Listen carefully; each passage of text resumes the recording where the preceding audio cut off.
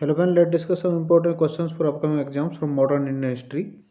आधुनिक भारत के ये question Gopal Krishna Gokhale, Bahadur Shah Zafar, lord Wellesley, Deccan Sabha, Poona Sarvajanik Sabha, इससे संबंधित ये क्वेश्चन रहेंगे। Let start. देखो, पहला क्वेश्चन है कि with reference to subsidiary alliance during the British rule in India consider the following statement.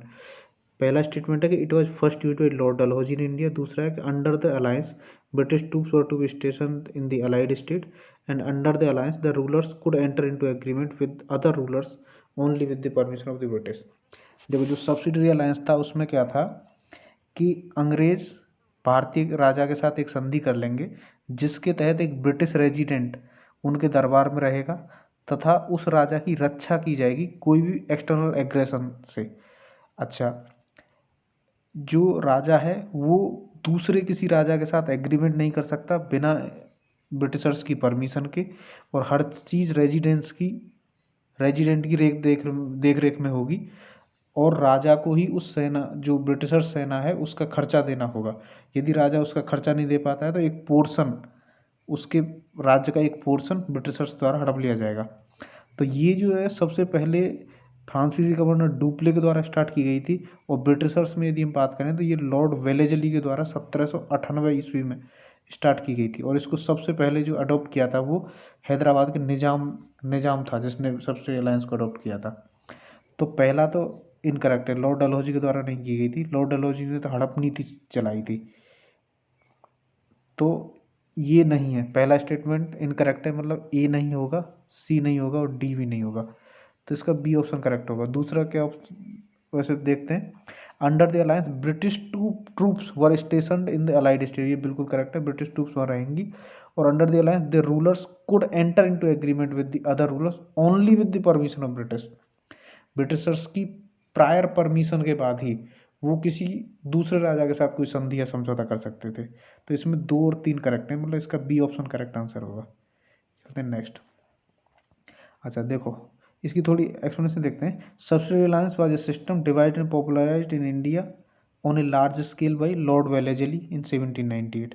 अच्छा, लॉर्ड वेलेजली ने स्टार्ट की थी। अच्छा, जो इस अलायंस में हो गए उनको British had to accept certain terms and condition, उनको कुछ कंडीशन मान ली थी।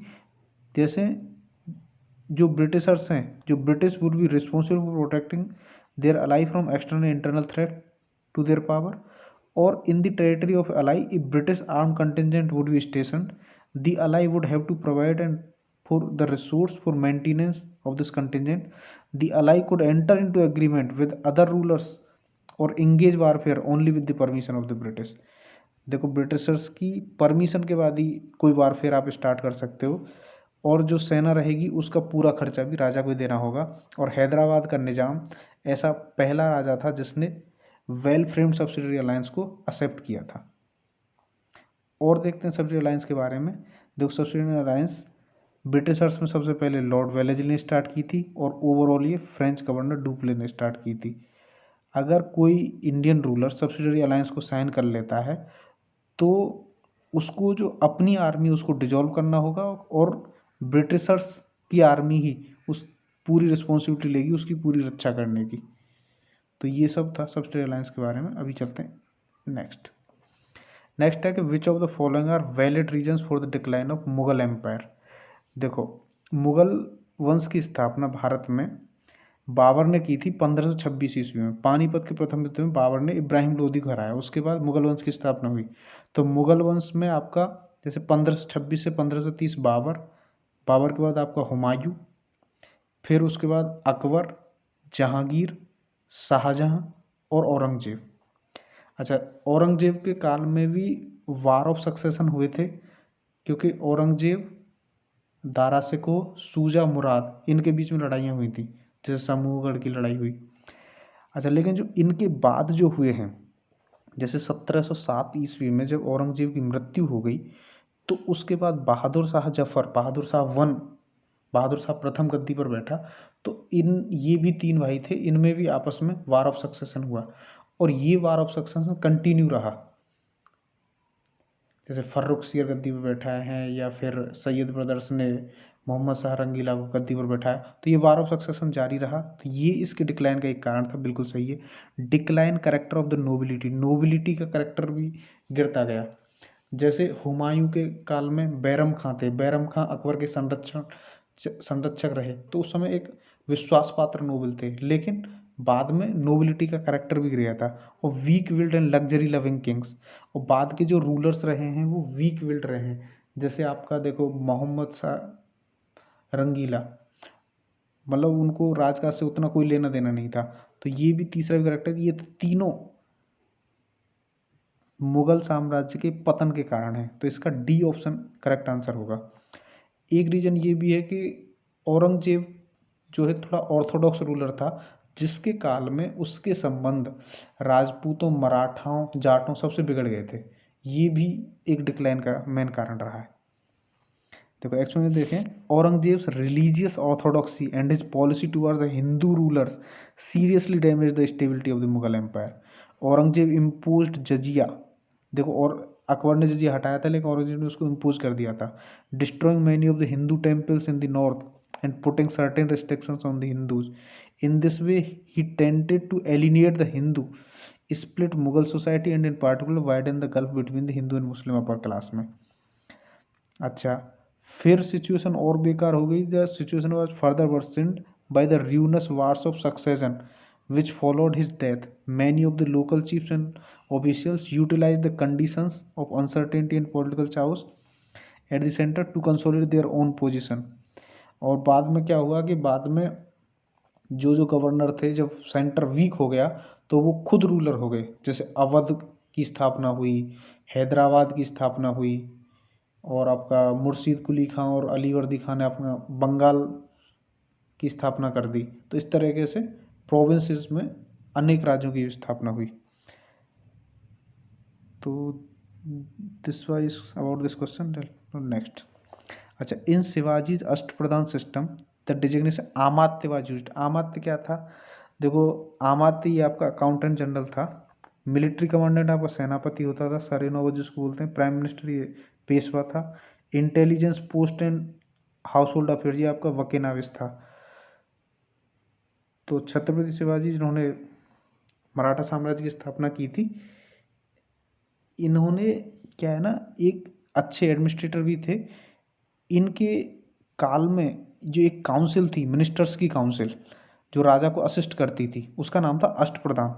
अष्टप्रधान में, और इसका each minister was directly responsible to the Shivaji था। इसमें पेशवा थे। पेशवा ये फाइनेंस एंड जनरल एडमिनिस्ट्रेशन देखते थे, और ये बाद में प्राइम मिनिस्टर हो गए।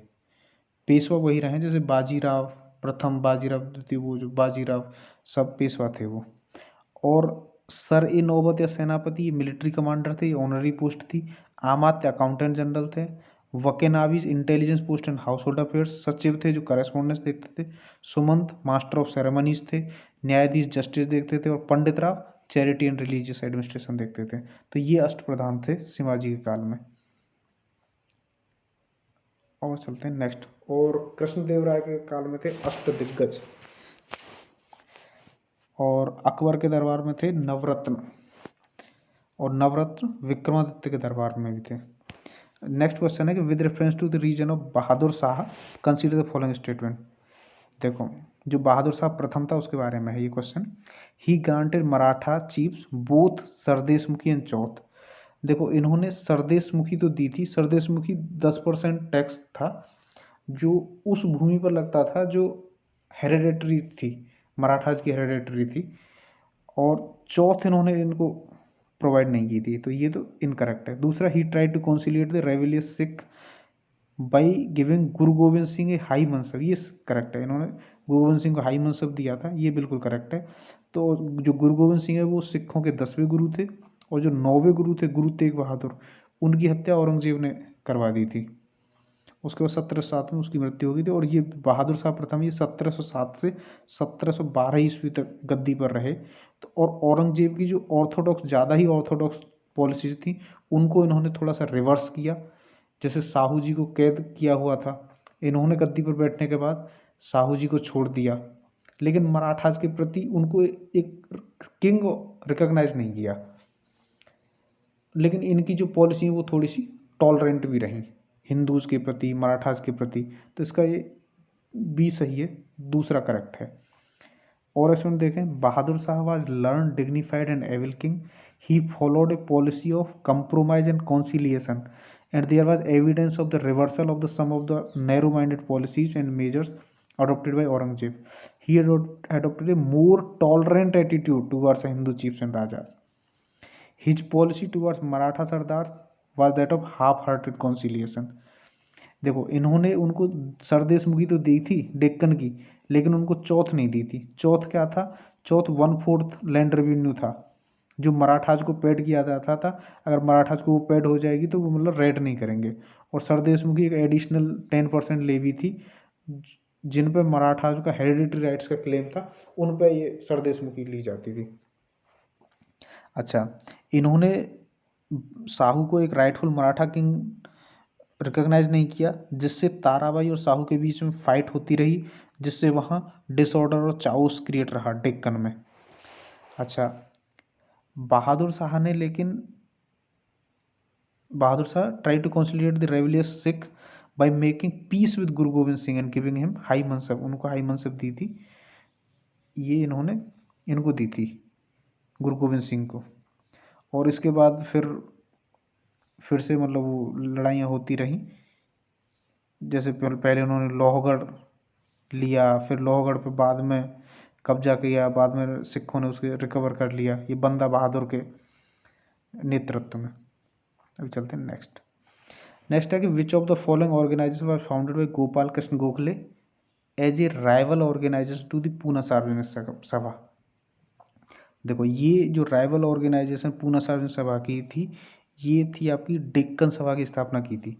देखो, 1895 ईस्वी में जो पूना सार्वजनिक सभा था, उसमें बाल गंगाधर तिलक का भी उदय होने लगा। अच्छा, गोपाल कृष्ण गोखले के जो विचार है वो बाल गंगाधर तिलक से मिलते नहीं थे, इसीलिए उन्होंने 1896 ईस्वी में पूना सार्वजनिक सभा से अलग होते हुए डेक्कन सभा की स्थापना की, जिसमें इनके गुरु थे एम.जी. रानाडे। तो एम.जी. रानाडे के चेला हैं ये गोपाल कृष्ण गोखले, और ये गोपाल कृष्ण गोखले महात्मा गांधी के राजनीतिक गुरु माने जाते हैं। अच्छा, जो सर्वेंट्स ऑफ इंडिया सोसाइटी है, इसकी स्थापना 1905 ईस्वी में गोपाल कृष्ण गोखले ने की थी। प्रार्थना समाज की स्थापना आत्माराम पांडुरंग ने की थी। और सोशल सर्विस लीग की स्थापना जो है नारायण मल्हार जोशी ने की थी। नारायण मल्हार जोशी ये सर्वेंट्स ऑफ इंडिया सोसाइटी के ही एक मेंबर थे, और इन्होंने सोशल सर्विस लीग की स्थापना 1911 ईस्वी में की थी। सोशल सर्विस लीग की स्थापना 1911 ईस्वी में।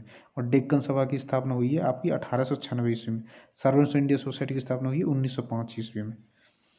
देखो क्या है कि इन 1895 Gokhale was disturbed by the controversy in the Pune Sarvajnik Sabha, especially about the age of consent bill. In the same year, Tilak captured the Pune Sarvajnik Sabha. With the guidance of his mentor Ranade, he started Deccan Sabha in 1896 as a rival organizer to the Pune Sarvajnik Sabha. अच्छा, जब Britishers parliament ने उनको एक Velvi commission जो नियुक्त किया था feminine के कॉज के बारे में, तब डेक्कन सभा ने गोखले को ही भेजा था इंग्लैंड में इंडियन व्यू पॉइंट रखने के लिए, और इन्होंने इसको मार्च 1897 में इंग्लैंड में इंडिया का व्यू पॉइंट पेश किया था। और गोखले ने 1905 में Gokhale form servants of India society, establish library for the members.